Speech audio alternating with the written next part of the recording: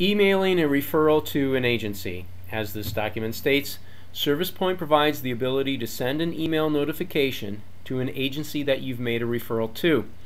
The only difference in emailing a referral is that the agency receives an email letting them know they have a referral waiting for them.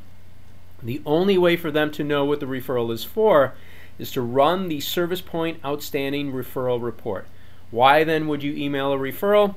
One reason could be the agency is not a high volume client agency and they don't run their referral report often. The email then notifies them that they have a referral waiting and they can begin processing the referral by running the outstanding referral report. Because the agency must run the ServicePoint outstanding referral report, it only makes sense then to email referrals to agencies that are ServicePoint users. Here we are in ServicePoint. I'm a caseworker at the Lake County PB&D agency. John Mike Doe, Service Transaction Subtab. I have diagnosed that he has a gambling addiction. So click on Add Need Service. And I don't see it in my quick list, so I'll go to the Heirs Lookup link, click on it. Do a search for gambling. Nothing is new so far. This has all been covered in previous videos. Here's what I'm looking for. Gambling counseling he needs. Select that. And ServicePoint put in the heirs code and description for me. I'll skip over the service area. We've covered that, so I'll just collapse it. Go to the referral section. Again, nothing new here. I searched through my quick list. I don't see who I'm looking for, so I'll use the provider lookup link to the right here. And ServicePoint in the service codes area put in the heirs code.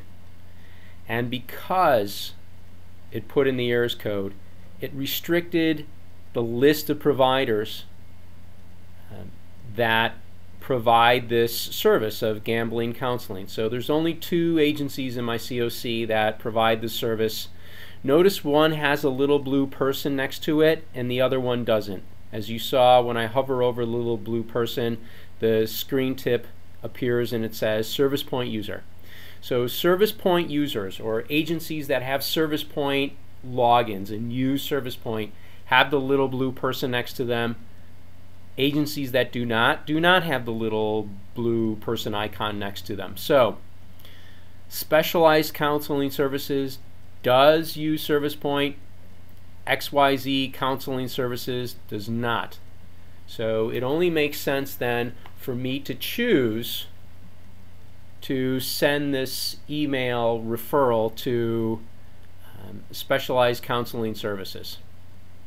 I can further restrict the agencies that appear in the list to users by clicking on this checkbox here, ServicePoint users only. I click on it, and now when I press search, that other agency disappears. Or I can uncheck it, press search, and they appear. And for that matter, there's no harm in me specifying that other agency. I can specify them as the second agency. It's just that they're not going to receive an email, or if they receive an email, they're not going to be able to do anything about it directly in ServicePoint. Alright, so here's the only thing that's different now about this video. This sentence here, check this box to notify ServicePoint providers by email. Check it, and now you're saying if these agencies have an email specified for them, they're going to receive an email letting them know that they have a referral waiting for them. And you can go through the motions with the finishing up the service and specifying the need outcome and status, and you press save. And after you press save, ServicePoint will send an email to those agencies, and the email will look something like this. A client has been referred to you by.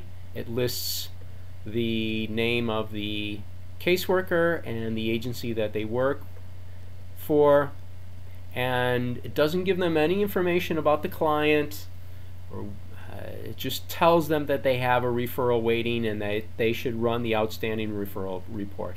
And this concludes emailing a referral to another agency.